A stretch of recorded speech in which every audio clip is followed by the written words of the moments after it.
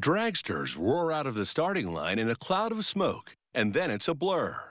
Traveling at speeds of up to 320 miles an hour, these hot rods rip through a quarter-mile racetrack in less than 4 seconds. It's why they need parachutes to slow down and come in for a safe landing.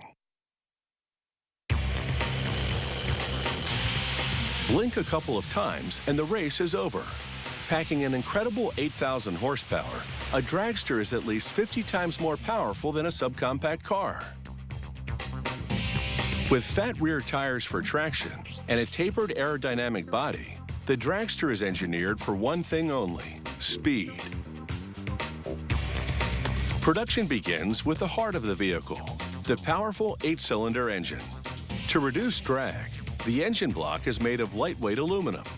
A technician carefully installs the camshaft and then fastens the timing cover to the front of the engine. The timing cover prevents oil leaks. He installs the crankshaft and hub. And once the 8 rods and pistons have been loaded and connected, he tests their movement and function. Satisfied with their performance, he encases them in an oil pan. With the installation of the drive gears and other components, the engine block is now complete. They move on to the supercharger, a forceful blower that boosts engine power tremendously. This worker seals the seams with urethane and caps the ends. He slides strips of Teflon between the rotors for extra sealing. All this sealing will ensure that the compressed air generated is directed down through the bottom of the supercharger and into the engine. With the supercharger now installed in its magnesium casing, he connects a cage-like starter to its drive pulley. It's now time for a test run. Blue streamers have been attached to the bottom of the supercharger. Their fluttering is a visual indication of the force of the air generated. The next employee attaches fuel pipes to the dragster's metal skeleton. They install the engine and the high-tech clutch.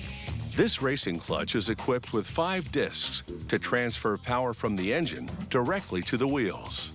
Between every run, the dragster engine will be completely rebuilt. The rebuild should take just 22 minutes, so the team at the factory is on the clock to prove it can be done.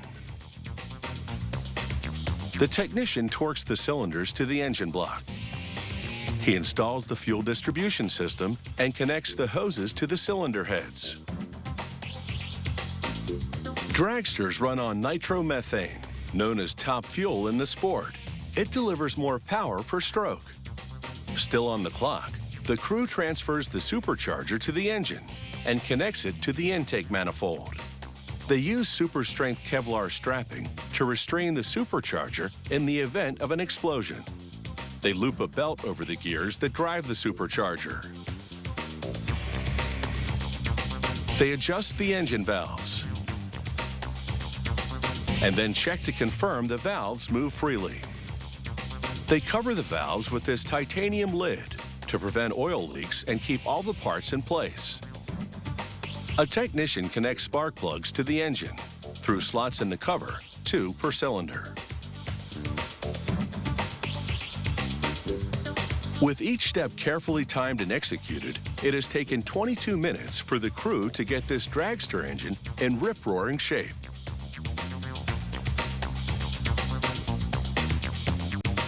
In that 22-minute window, they also bolt the back wheels to the axle.